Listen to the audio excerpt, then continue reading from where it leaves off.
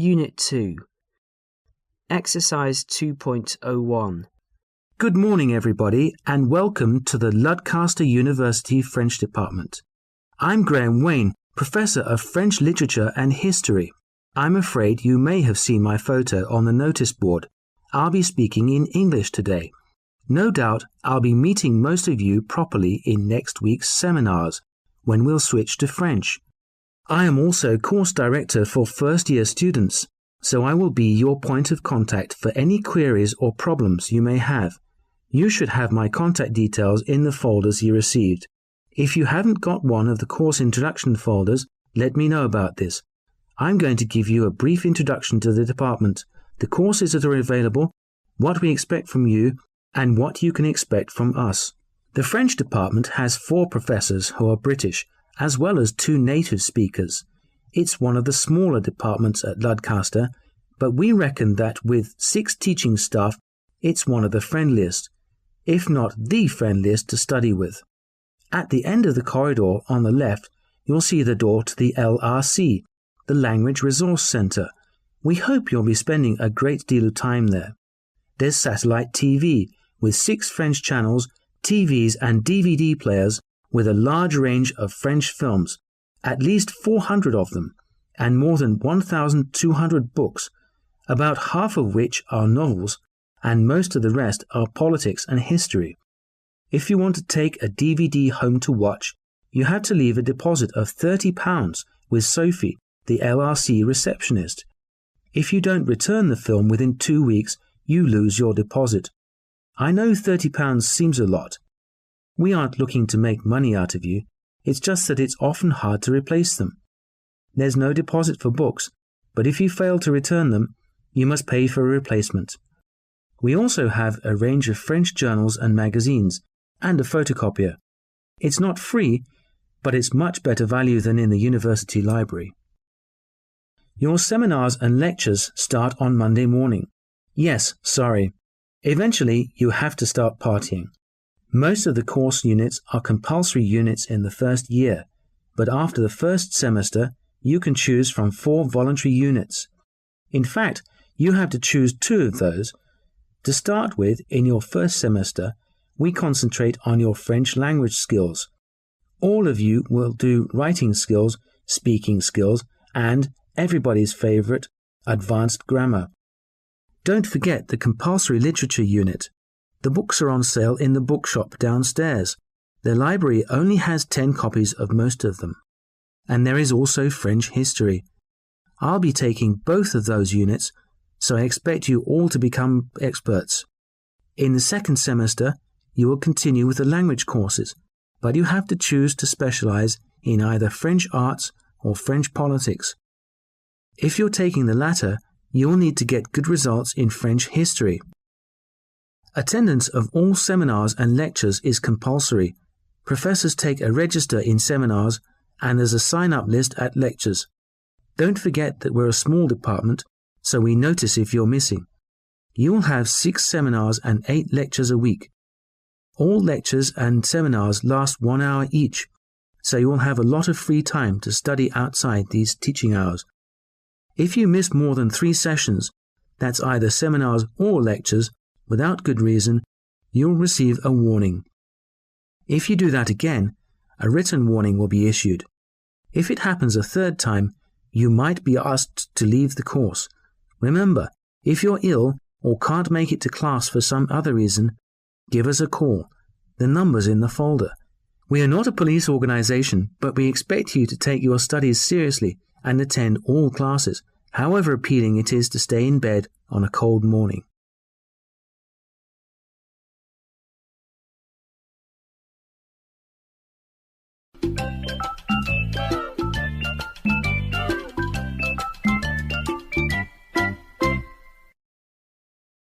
Exercise 2.02. We haven't been to Greenbacks for ages. It's a bit pricey, but they have a decent choice, and we could do with a cup of coffee. Too right. It's been a long week. Their coffee isn't that great, but at least they've got comfortable chairs. What are you going to get, Nat? I think I fancy a large latte. I usually order latte here. I thought you didn't like milky drinks. Why don't you have cappuccino? It's got lots of chocolate on top. Oh, go on then. A regular cappuccino, please. What are you having, Carleen? I love their iced coffee. It's got bits of ice cream in it. Iced coffee, please. It's freezing outside, and we came in here to get warm, and now you're going to get yourself an iced coffee? Have you gone totally mad? Probably. I suppose I should go for the black coffee. It would wake me up a bit, too. Actually, on second thoughts, it's not such a bad idea, Carleen. Cancel my original order, please. I'll have an iced coffee too. Large. What was that about going mad, Nat? Men are allowed to change their minds too, you know. Hey, what's that supposed to mean? Hey, let's get something to eat. My treat. I know you like jam donuts. Oh, you are a charmer. The donuts do look really tasty. Yeah, I'll have a donut, please. Oh, no, that Danish pastry instead. That's the last one. Ha-ha, too slow, Nat. Get the chocolate croissant. Or there's that chocolate bar. I know you love chocolate. You're a bit of a chocoholic, aren't you? Chocolate sounds fabulous, but I'll give it a miss today. I'm going to go for the bacon, lettuce and tomato sandwich. BLT, please. Well, so much for the diet we said we'd go on. All diets start tomorrow. Anyway, we've been snowed under with work, so we deserve a treat, don't we?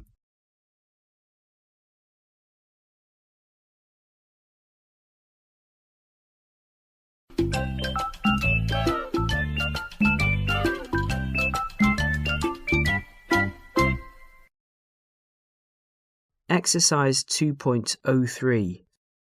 Hi there, nice shop. Don't I recognise you? Your face seems really familiar.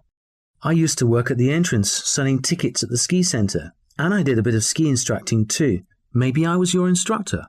Hey, that's right. It wasn't me. You taught my 2 kids to snowboard. They loved it so much. They make me bring them back every year now, so now I know who to blame. I'm glad they liked it. It was a great job. Doing something you love and getting paid for it. It was a bit of a dream. How come you gave it up? I twisted my knee, and I suppose it was time to get a bit more serious about a career. So I'm manager here now. I still ski a bit when there's time. Anyway, how can I help? I was wondering how much ski hire is nowadays. I've got some friends coming here next weekend. Oh, we hire skis out for $26.50 a day. $26.50? That's reasonable. How's the quality? They're nearly all pretty much top of the range. If you need gloves and a mask, that's a bit extra. It's $36 a day, which is still pretty good. $36 a day, including skis, right? Yeah, it's a good deal. Do we need to reserve? No, not in off-peak season. Cool. How about hiring a snowboard for a day? It's a bit pricier, $32 a day for a good board. 32? Wow. I remember when it was $25 a day. Snowboarding's popular now. Everyone's doing it. It's taking over from skiing in some resorts. Come to think of it, how much are lessons? I presume you can get those here too? You bet. It's $125 a day for one-on-one instruction, 3 hours in the morning and 3 in the afternoon. Personally, I'd recommend learning as a part of a group though. It's more fun and it's quite a bit cheaper. It depends what you prefer. That's $76 per person for the same number of hours as individual instruction. That's a good deal. Does that include equipment hire? Well, since you're our first customer of the season and you recognise me, we might just throw that in. Fantastic. We'll definitely see you next week. Oh, one more thing. Is off-peak season still until the end of November? Yes, and then for the whole of March. Oh, hang on, no. The seasons have changed a bit. I can't believe I forgot. The centre's closed from the beginning of April to the end of September. Off-peaks from 1st October until 10th December. And then peak season is around Christmas and New Year. Post-Christmas off-peak season is also the whole of February and March. Yeah, so peak season is from the 11th of December until... From the 11th of December until the 31st of January. Lots of school groups in January, even though it's 50% more expensive than off-peak season. So we're getting a good deal by turning up at the start of the season? Oh, definitely. It's a good idea anyway. Word hasn't really got around that everything's up and running, and most people are at work, so you get the slopes pretty much to yourself.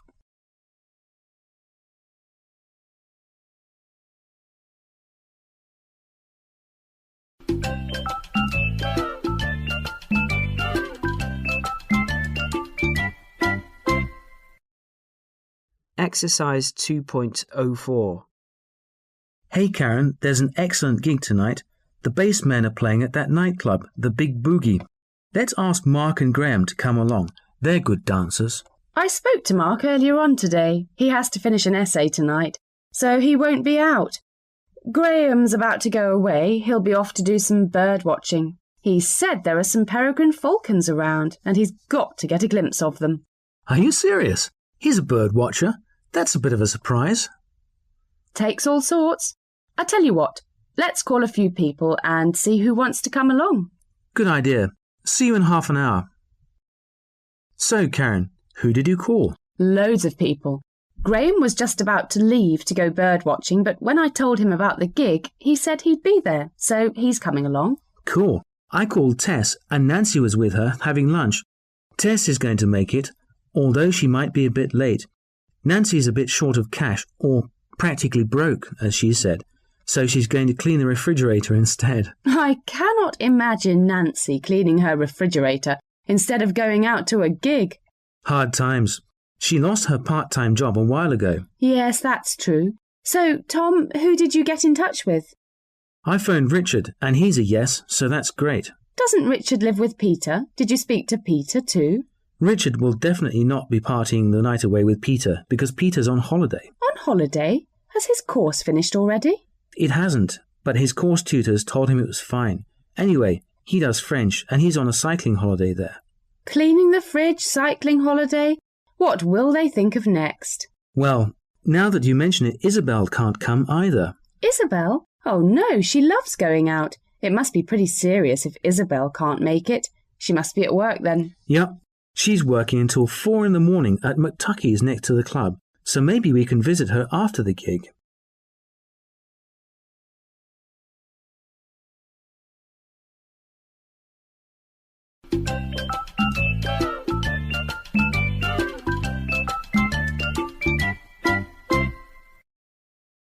Exercise 2.05. Hi everyone. Sorry to interrupt your work, everybody, but I've got an announcement about the company ball. Yeah, sorry, this'll just take a few minutes. I know I usually go on, but this really is just a quick one. There have been a couple of changes, notably in terms of the venue. The Sheraton Hotel is in a slightly awkward location for many of you, so the ball is now taking place at the Star Crown Hotel. Apologies to the 3 of you who live next to the Sheraton. We're lucky enough to have booked Jumping Jive. They're a great live band, so I expect to see you guys strut your funky stuff on the dance floor. Don't worry, I won't be dancing. It's an informal event and we want you to let your hair down, but no jeans, please. Dress code is formal. I'm sure you're going to look fantastic, which will be a first for some of you. Tickets are going on sale tomorrow, and guess how much they cost? $40. That's what was originally decided, so we have now printed all the tickets with that price. We originally set a target of 100 guests. However, now that we've moved to the Star Crown, which has a larger ballroom, we're going to double that number. This is great news, and not only because there'll be a bigger party with a great atmosphere, but also because it means we can reduce the price of the tickets by $5 per ticket. Of course, if you want to give me the $5, I won't complain. Anyway, a few extra important details. The ballroom's on the 3rd floor, not the 4th. We kick off at 7 p.m. with cocktails and some nibbles. The ticket says clearly that we must finish at 1 a.m. This would be true if we were at our original venue. However, the Star Crown has requested that we wind things down by 12, so it'll all be over by midnight. I have no idea where you lot will go after then, but if it's anything like last year, expect to be drinking and dancing until 8 in the morning. Oh, one last thing. Hang on, is he here? No, good. John Smith, the boss, is leaving the company. No, only joking. I couldn't imagine the place without him. It's his birthday on the day of the ball. Don't forget we'll be getting a cake for him. He's saying goodbye to his 30s, so it's the big 4-0 for him.